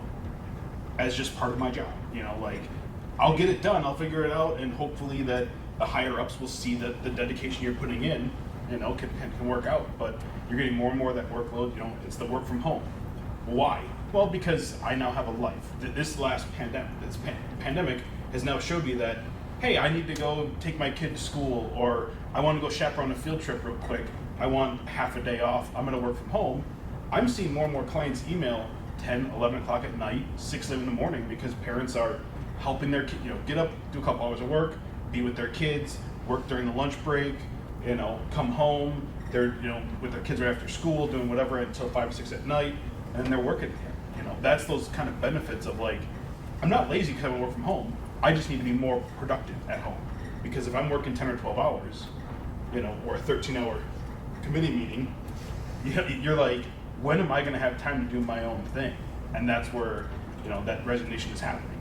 Is I don't have time to do my own thing. I'm getting more and more work put on me without, the increase in benefits or the, hey, we're doing a pay cut across the board, and they're like, well, then it's not worth it for me. So. And employers who devalue that will do so at their own peril. Yep. Because the workforce is getting younger, and the expectation of the things you were just talking about is becoming more and more the norm. Yeah. So. I saw a post that it rang true. It was, you're out of office in the U.S. is, I'm out of the office on PTO, but I'm accessible via email, and text me if something is really urgent. And then you look overseas, we work with some vendors over in England. They're like, I'm on PTO, your email's gonna go to the trash, and if you need me, talk to me for the 25th. and they can literally unplug. And it's like trying to find that time to literally unplug. I took my honeymoon during the pandemic. Sadly, I checked email every morning because you never know what's gonna happen. But it's just kind of what our workforce is growing into, and it's trying to appreciate the people that are gonna do that are gonna be the hard workers and do that sort of stuff, and give them that freedom. Money can't buy everything, but having that freedom of, okay, this day I might put in 6 hours because I did a couple things with the kids, and I can work on a little later the next day or work on the weekend and do that sort of stuff. It's understanding that with the staff is the big thing. Well, and I think also, we were talking about, we have people who are hired to do really high-end, high production value project work, PSAs and the short form videos, but they're really well shot. They involve a lot of heavy editing and things like that. And now we're telling them, no, you just need to deal with this Zoom video and just make sure it gets to where it needs to go. I mean, we're wasting their talent, and they hate that. They hate doing work like that because it's not taking advantage of what they're actually good at and what they actually want to do. So again, in our case, it's like, okay, fine, we bring an AV person on board so we can point that kind of work at that person and put the people who we hire because of their creativity and their excellent eyes and their great sense of timing and things like that, put them back to work doing what we hired them to do. Because their talents have been wasted. I mean, we're putting them to work doing something completely different. I told Boyce this story yesterday, but I used to work in TV news in Green Bay, and there was an anchor there who had been there for quite some time. And he told me, when I started, we had writers, editors, producers, directors, people who anchored and reported. Now you have what they call multimedia journalists at every small market news station. Green Bay, I don't know how it is in Milwaukee if they're large enough to still break that stuff out, but said they used to have people who were really good at something, and you just let them do that. But somewhere along the line, everybody figured out that you can be kind of good at 3 things, and it costs less, so we're going to do that instead. So now you've got reporters who front their own packages, shoot their own packages, write their own packages, edit their own packages. When it used to be someone who was really talented at one thing, did it really, really well, now the expectation is do all of these things for the same amount of money. It's an old jack of all trades, master of none. I'm seeing it because one of the products that we rep is LiveView for remote production in news. In the old days, it was you had an engineer in the truck that was doing the microwave stuff. You had a shooter. You had to put up a mast. You had to do bounce all it that off stuff. that Yep. building to get it out to the tower on the west side. So a typical remote news production was 3 to 4 people on site, 2 back at the station to receive and publish it. And now you're getting somebody with an SDI encoder in their backpack that is tied to a camera, and it's just turn it on, flip the viewfinder around in front of your camera, get the angle you want, and you're there by yourself. Yeah. In fact, we're cutting that down. We're putting SDI outputs next to our audio feeds in our council chambers so they can just bring their live view boxes in and touch it. Don't even bring a camera. Wow. There you go. I'm glad that this kind of veered off onto that path because I think that's a worthwhile discussion for sure. But we only have about 10 minutes left, and I wanted to open it up in case there were any more questions about anything we've just discussed, or any sort of solutions of your own concerning hybrid meetings or Zoom or anything like that. You had something in the back. So I don't know what criteria is used for like people off location if you have a council member out of a meeting. Just pretty crazy. But That's every person's dream. I'm so jealous. Were you fighting over the computer to see who had to hit the? so that was a pretty big deal. And Yeah. we had to talk about it at the next council meeting. But what criteria do you guys use? Is it swearing? What is it? That's another one that we're going to put on policymakers because they had to figure that out for in-person meetings. When the sergeant at arms has to remove someone from the room, so they need to figure out when that's going to happen in the Zoom environment. We will absolutely facilitate the ejection for them, but the policymakers need to determine those criteria. IT professionals or media professionals ain't going to do it. The standard that we use is that the mayor must declare that person out of order and then instruct the IT manager who is facilitating the WebEx call to remove that person. So we take it off of staff. Yep. We don't make that call. The mayor has to say, so-and-so, you are out of order if they don't bring themselves back, which is already, in place as a council rule, so it's established. It's not something that they just make up on the fly, and that's the mayor's discretion. But generally, profanity or yelling over someone would trigger that. But the mayor declares that person out of order and then directs that person to be removed, and then the IT person would do that. And the IT manager would not do that until the mayor directed them to do so. We've been worried about people who might come in with names with profanity in them, whatever, under the little label on their name. We haven't had that issue yet. I would imagine that if the IT manager told the mayor so and so has this as their name and we really think that's inappropriate, so we put it back to the mayor, because even though it's a virtual meeting, it's still a council meeting, and the mayor is still that's still their responsibility to administer that and oversee that. So if it's the mayor, your guess is as good as mine on that one. If the mayor is the person who's out of order, but that's how we've gone about it, is to try to take the council rules as they are for in-person when they were adopted and formulated, and then apply them to that virtual setting as seamlessly as we possibly can. Yeah, and I think part of it, people, when they're at home, it feels like it's not real, they're not really in the council meeting, so it's kind of out of hand, and it just... They're a lot braver. Yeah, It's like Boyce said, it's online culture, and that transfers through to a council meeting, where when you're in that council chambers, there's some gravitas to that room, and there's usually decorum and formality, and it feels much more real, like you said. When you get people in front of their keyboard at home, it's like they're on Facebook. It's like, I'm just gonna do and say whatever I want, stuff they wouldn't normally do or say. Yeah, they have more resources at home and everything, eat and drink and whatever they want to do during the meeting. So I'm really glad that we're moving more back to in person, and I hope that can be our future, but we'll see. Absolutely. Well, I have a couple Zoom bomb stories that I want to share if we have a couple moments. And you also mentioned, if you need to mute or kick somebody out or something like that. So when we first moved to Zoom, we just had to do it quick, right?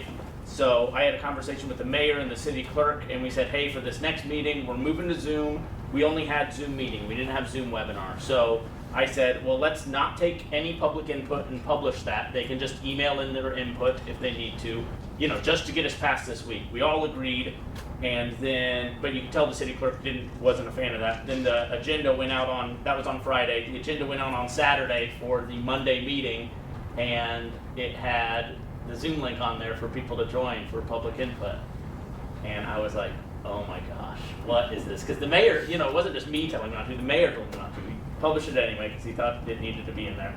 Well, so then it was just a Zoom meeting, and we did that for probably 2 months because it was chaotic. We had about, we have 7 council members, 5 staff, and then we had probably 70 to 80 public people, and they were all allowed to turn on their cameras. They could mute and unmute when they wanted to. I mean, it was just pandemonium for 2.5 months. And then we got Zoom bombed on June 1st of last year, and it, you can imagine what they were doing. There was pornographic video and images, and there was F words, and there was N words, and meanwhile, I'm the only person there, right? So I'm trying to find out of the 80 tiles and multiple pages I have, who's dropping the F-bomb, who has, pornography on there, who's doing the Zoom bombing and everything. So I'm working through all this, and I'm so frustrated and mad, right? Because I told them this is exactly why we don't want to do this. And then I have the chair of the meeting, who is a council meeting, or a council member, because we rotate through. He's trying to direct me what he's seeing, but of course on his screen they're in different spots, so it's not helpful at all. But I think I got him all out of there, and then he gets on his microphone and he goes, excuse my language, Jason, I'm seeing some penis and ass in the corner of my screen. Right on the air in the council meeting, and I was like, I unmute my microphone and it's like, all right, I'll take great care of that. Some. Yes, not all. That's right. Just some. Just some. Oh, Yeah. God. So that's one story, and then fast forward to then finally we got Zoom webinar, so it's much more controllable. We can just unmute the public. They have to raise their hand. We let them do all that. We've been fine. Then we were fine for a couple of months. August 15th rolls around. They had a special meeting on a Wednesday night. I was headed out of town Thursday and Friday. Well, we have our special meeting. 3 hours long, everything goes smooth. I talk to the mayor afterwards, everything's good. I leave, I'm going out of town. Next morning at 8:30, my phone rings. I'm thinking, I've been out of the office for 30 minutes. What could have possibly gone wrong already? City clerk's office, they said, hey, we got a phone call from the township assessor who says there was a naked woman on the meeting last night. And I said, he doesn't know what he's talking about. I was in the meeting, I talked to the mayor, you were in the meeting, we didn't get Zoom bombed, that hasn't been an issue. And she's like, I don't know, he was pretty insistent. And I said, well, ask him because there were multiple meetings in a row, and was he watching on YouTube, or you know what I mean? I said, have him tell us exactly where it is, and I'll look at it, but I'm on the road, so I can't do anything right now anyway. She calls back not 10 minutes later, she goes, it wasn't a Zoom bomb, it was in the city attorney's background. There was some woman wandering around his house naked. So after we solved the Zoom bomb issue, the city attorney's wife apparently just roams around his house naked. So then they're like, hey, you have to get rid of this. And I was like, well, I was so proud because I got it up online right away, right? Before I left town, and I was like, I am on the road to Michigan right now. As soon as I get to a spot I can do that, I'll do what I can do. So it's up there, for 6 hours. And of course, city staff loves 13,000. They think this is the greatest thing ever. So everyone's meeting taking screenshots and texting me, and they're like, "Oh man." Well, so anyway, I get there, and then I get to watch the video. The city attorney, he looks dead. He sits like this the whole time because he's got a TV down there that he's watching, and then it's on him. Well, his wife just thought he was watching TV, so he's sitting right here. You see her come in the background. She's walking completely nude. Then all of a sudden you see his head kind of perk up, and that's when he must have said, hey, I'm in a meeting. And then you see her look right at the camera, run all the way this way across the room to where she's in the camera the whole time, realizes her clothes aren't over here. So then she runs all the way back to the other side of the room and then out. And so then I was able to blur it out, and we took care. I did it all remotely, but then the mayor's like, someone has to, call him and let him know that was there. And I said, well, I'm not calling him. I'm on vacation. I've done my part. So then they had the city clerk's office call him, and they said, hey, just to let you know, there was a naked woman in the background of your thing. And all he says is, she has been made aware. That was it. So those are my Zoom bombs. And that is the argument for keeping the hybrid option in place in your house. Yeah, there you go. All right, I want to be sure, first of all, to thank our panelists, Boyce, Tom, and Jake. So a round of applause for all of them and their expertise, and best of luck in all your hybrid meeting solutions. And then I also want to remind everyone that there's an orange sheet at the back of the room.